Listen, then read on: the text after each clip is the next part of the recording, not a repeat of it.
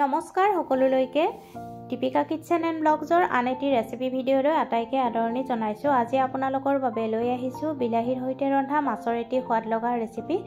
ৰেচিপিটো যদি ভাল লাগে ভিডিঅ'টোত লাইক, কমেণ্ট, শ্বেয়াৰ আৰু চেনেলটো ছাবস্ক্ৰাইব কৰি ৰাখিব। আহক ৰেচিপিটোৰ মাজলৈ যাওঁ। মাছখিনিত নিমখ হালধি সানি ল'ব, বিলাহী কেইটা কাটি ল'ব, পিঁয়াজ মিহিকৈ কাটি ল'ব।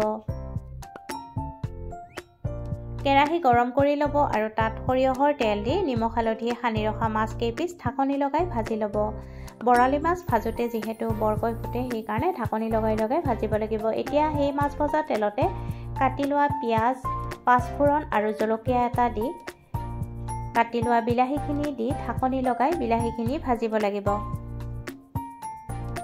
সোৱাদমতে নিমখ আৰু হালধি দি ভালকৈ মিলাই পুনৰ ঢাকনিখন লগাই দিব।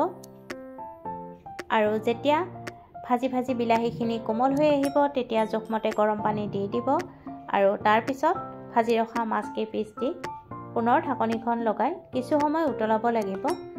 উতলি জলখন যেতিয়া ঘন হৈ আহিব তেতিয়া নমোৱাৰ আগে ধনিয়া পাত কাটি দি দিব আৰু নমাই গৰমে গৰমে ভাতৰ লগত পৰিৱেশন কৰিব। ৰেচিপিটো ভাল লাগিলে লাইক কৰিব, কমেণ্ট কৰিব। পুনৰ উপস্থিত হ'ম এটি নতুন ৰেচিপি ভিডিঅ'ৰ সৈতে। আজি লৈ আহিলোঁ ভিডিঅ'টো শেষলৈকে চোৱাৰ বাবে আপোনালোকক বহুত ধন্যবাদ জনাইছোঁ।